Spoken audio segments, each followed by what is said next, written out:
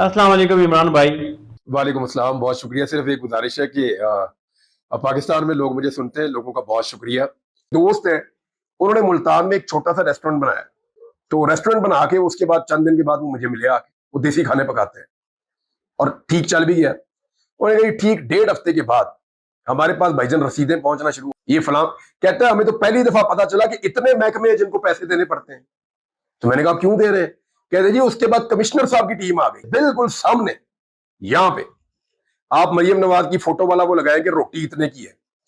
उन्होंने कहा जी हमें उसकी शक्ल पसंद नहीं है सर, रोटी हम उतने की दे देते हैं। उसने 20,000 रुपए का चालान कर दिया। उसने कहा जी रोटी चाहे तुम 15 रुपए की दो, रोटी 20 रुपए की दो, फोटो यहाँ पे लगाओ। उन्होंने कहा सर हम तंदूर ही, कहता है हमें इतनी जिद हुई कि हमने तंदूर उठा के होटल की बैक साइड में शिफ्ट करवा दिया, उधर लगा दी फोटो के आगे, देख लो यार। यानी ये निजाम इस तरह काम करता है। ये मैं आपको एक मिसाल दे रहा हूँ।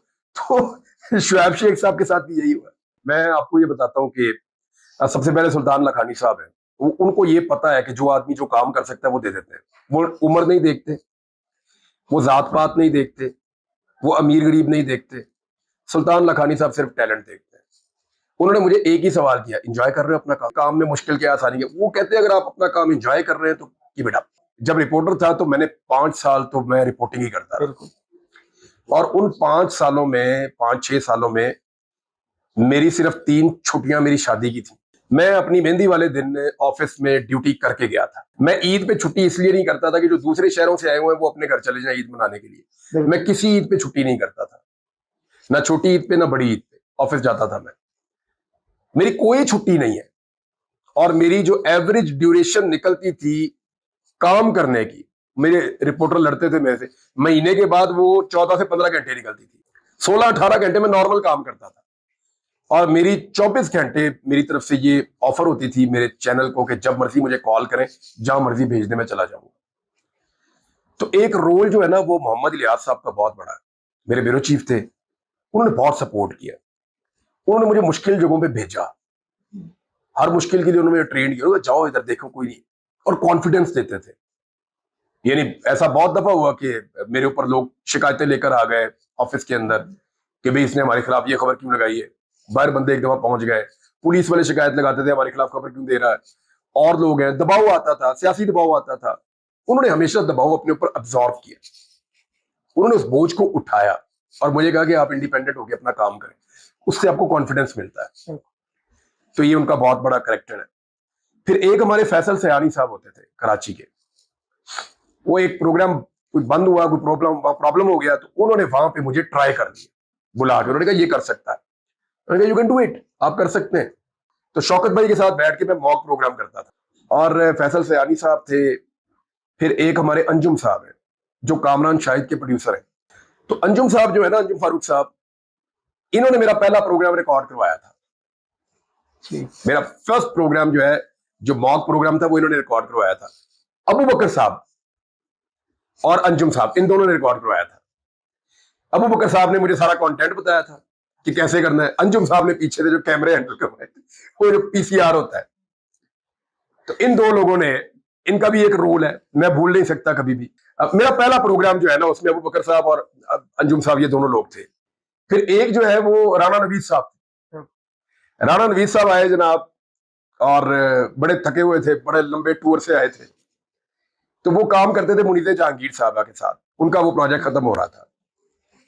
तो उनकी ख्वाहिश थी कि वो मेरे साथ काम करें, और मेरी ख्वाहिश थी कि मैं उनके साथ काम। आग का और पानी का एक अजीब किस्म का मिलाप था। मैं बहुत जज्बाती था, बहुत तेज था, जल्दी जल्दी सारी चीजें करना चाहता था। वो बहुत कूल एंड काम थे, चीजों को सोच के धीमे अंदाज में करने वाले थे, और बड़े ही नफीस आदमी। और उनके साथ रह के मैं थोड़ा कंट्रोल हूं। तो वो जैसे घोड़े को लगाम डालते हैं ना, ऐसे राणा साहब मेरे साथ आए। और आपको हैरत होगी, हमने नया प्रोग्राम शुरू किया तकरार के नाम से।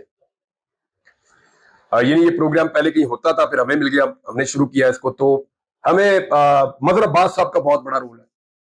मजहर अब्बास साहब मेरे उस्ताद हैं, मेरे टीचर हैं, उन्होंने मुझे बहुत सिखाया। मैं हमेशा उनका मोहतरफ और शुक्रगुजार रहूंगा। उनका बहुत बड़ा किरदार है। तो टांगे खींचने वाले भी बहुत थे लेकिन वो बहुत थे, दवा करें।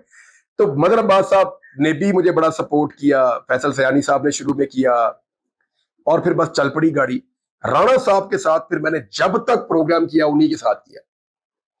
फिर मैंने उनके बगैर प्रोग्राम किया ही नहीं। अभी भी अगर मैं कभी दोबारा किसी स्क्रीन पे आता हूं तो राणा साहब का और मेरा एग्रीमेंट है लाइफ टाइम, वो जहां भी होंगे वो फिर मेरे पास आ जाएंगे, हम फिर इकट्ठे काम शुरू करेंगे। मुझे एक बात याद आ गई, मैं वो करके निकला प्रोग्राम ना, तो पहला प्रोग्राम, तो दरवाजे पे मुझे अभी भी मुझे याद है अबू बकर साहब मुझे मिले। अब मेरी आंखों में ना सवाल थे बहुत सारे, क्योंकि ये लोग रोजाना करवाते थे, मैं पहली दफा कर रहा था, तो मैं इनको देख रहा था तो इन्होंने कहा हो गया। वो जो एक कॉन्फिडेंस था ना बॉडी लैंग्वेज में, मुझे उस दिन लगा मैं कर लूंगा। और ये कोई देखे, मेरी नजर में रिपोर्टिंग बहुत मुश्किल है, जो फील्ड रिपोर्टिंग है जिसको मैं करता हुआ आ रहा था वो बहुत मुश्किल थी।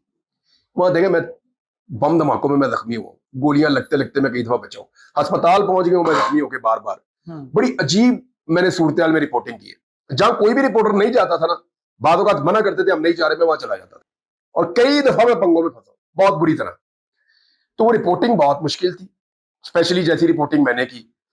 और मुझे लगा कि स्टूडियो में बैठ के प्रोग्राम करना बहुत आसान है, बहुत आसान है। मेरा ना वो टीवी चैनल्स वाले कहते हैं कि हम चाहते हैं कि आप हमारे टीवी पे आए और काम करें, तो मैं भी कहता हूँ जी मैं भी चाहता हूँ यही कि मैं अपना काम करूंगा, देखें सैलरी मिलेगी, वो चीजें स्टेबलाइज होंगी, मैं काम करूंगा, मेरा पॉइंट ऑफ व्यू शायद एक और प्लेटफॉर्म से ज्यादा लोगों तक पहुंचेगा। अभी तो मेरा मकसद यह है कि मेरी बात ज्यादा लोगों तक पहुंचे, जो बात मैं कहना चाहता हूँ। अब मेरे पास सोशल मीडिया है, अभी आपसे बात कर रहा हूं, कल किसी और से बात करूंगा। अगर कोई इलेक्ट्रॉनिक मीडिया में मुझे रख लेता है तो उसकी बड़ी मेहरबानी, वो रखना चाहते हैं लेकिन एनओसी चाहिए। अब एनओसी मैं तो नहीं ला सकता, तो ना मेरा कोई इरादा है एनओसी मांगने का, तो जिसने नौकरी देनी है वो दे ले। मेरी तो आप ये देख लेना कि बाकी सारे लोग जितने भी युवा हुए उन सबने प्रोग्राम किए, बिल्कुल जितने लोग जेलों से बाहर निकल रहे हैं सब टीवी चैनल्स पे प्रोग्राम कर रहे हैं ना, व्हाई नॉट मी।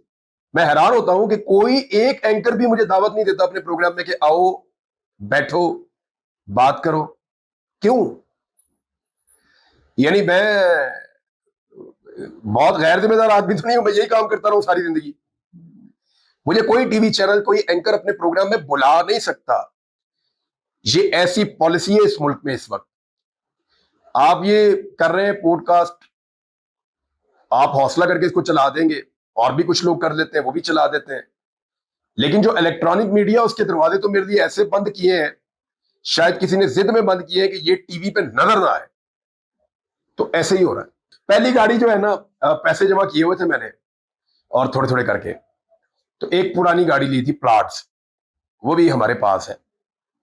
वो मेरे एक अंकल है, उन्होंने ज्यादा पैसे डाले थे उसमें, मैंने कम डाले थे, तो उनके पास होते थे पैसे थोड़े, उन्होंने डाल, वो फिर वो उधर ही खड़ी है। फिर एक और गाड़ी जो है वो मैंने ली किस्तों पे इस्लामिक बैंक से, सिटी, वो भी मेरे पास है। फिर थोड़े अरसे बाद तनख्वाह बढ़ी, तो क्योंकि हमारे चैनल की पॉलिसी थी, उन्होंने एक गाड़ी मुझे फिर ऑफर कर दी।